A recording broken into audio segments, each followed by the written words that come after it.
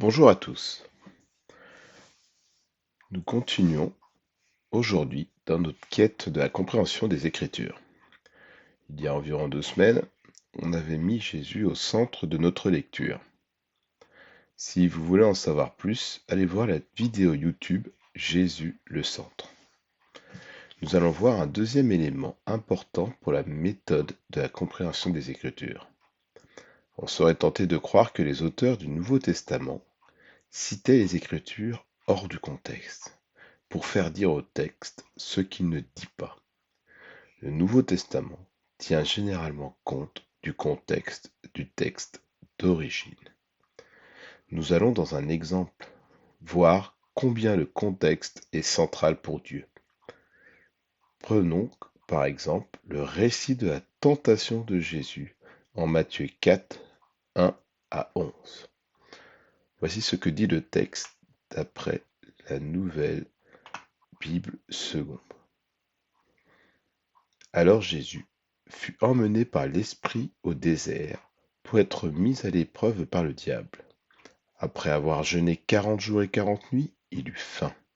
Le tentateur vint lui dire, Si tu es le Fils de Dieu, ordonne que ces pierres deviennent des pains.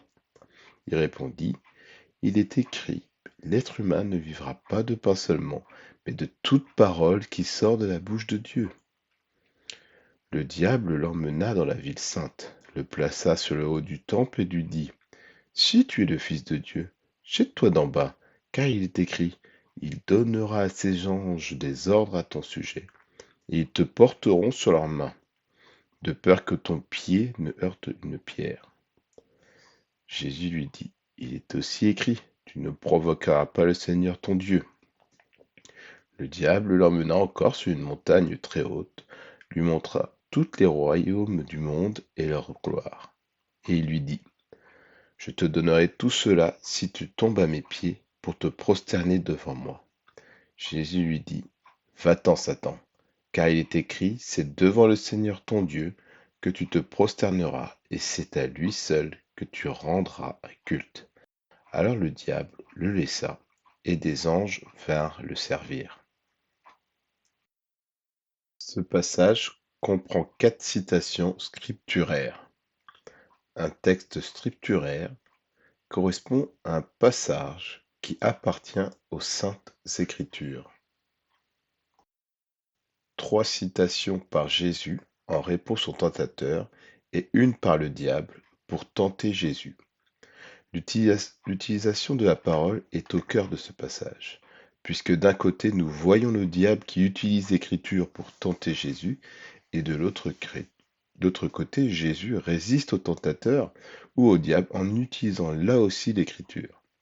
Ce passage attire notre attention sur la manière dont les deux protagonistes, ou les deux personnes centrales, citent l'Ancien Testament. On est frappé avec quelle justesse Jésus utilise les passages d'origine dans leur contexte. Première citation de Jésus, L'être humain ne vivra pas de pain seulement, mais de toute parole qui sort de la bouche de Dieu. Ce verset fait référence à un autre verset dans l'Ancien Testament, Deutéronome 8, 2 à 3. N'oublie jamais tout le chemin que l'Éternel ton Dieu t'a fait parcourir pendant ces 40 ans dans le désert, afin de te faire connaître la pauvreté pour t'éprouver. Il a agi ainsi pour découvrir tes véritables dispositions intérieures et savoir si tu allais ou non obéir à ses commandements. Oui, il t'a fait connaître la pauvreté et la faim, et il t'a nourri avec cette manne que tu ne connaissais pas et que les ancêtres n'avaient pas connue.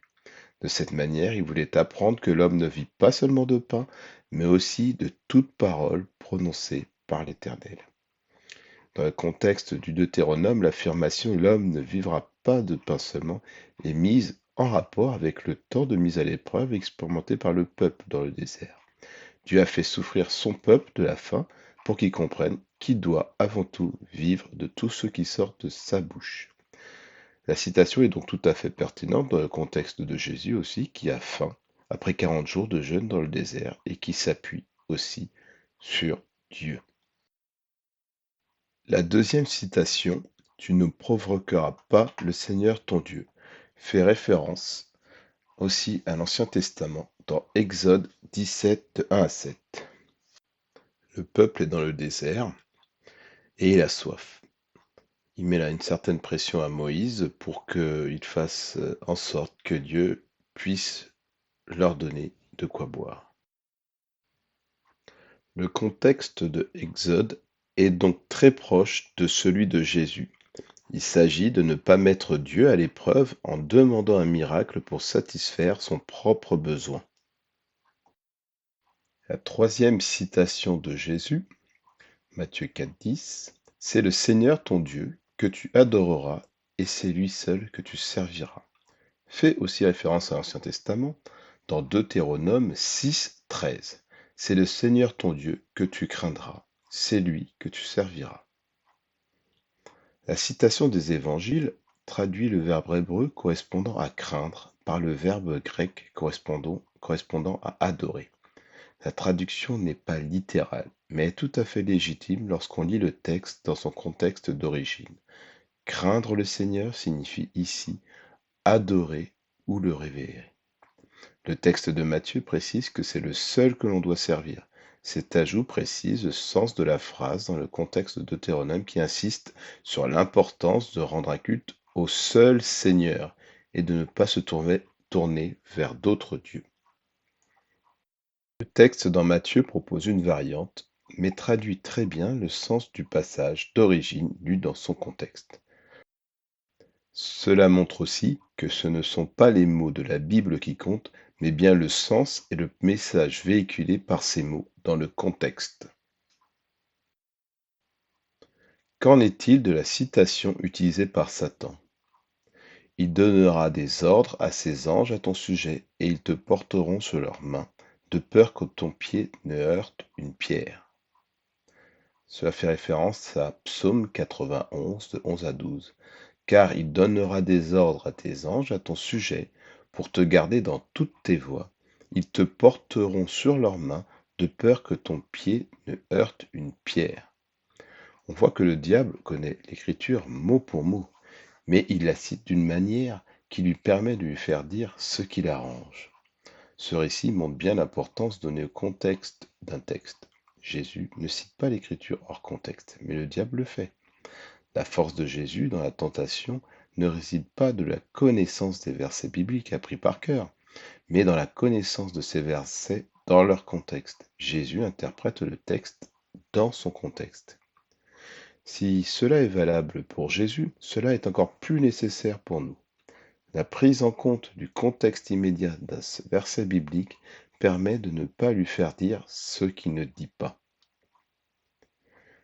De plus, les textes bibliques ont été rédigés il y a presque 2000 ans. Pour les plus récents, et dans un contexte géographique qui n'est pas le nôtre, pour bien les comprendre, il nous faudra apprendre à connaître le contexte historique et géographique dans lequel ils ont été écrits. Il nous faudra aussi comprendre les langues dans lesquelles la Bible a été rédigée afin de pouvoir traduire leur sens dans une autre langue. Le croyant aura donc tout intérêt à apprendre à utiliser les outils à sa disposition qui pourront l'aider à comprendre le texte biblique. Bible d'études, commentaires bibliques, introduction au monde de la Bible, études bibliques, cela peut demander un certain investissement en temps et en argent, mais cet investissement en vaut la peine.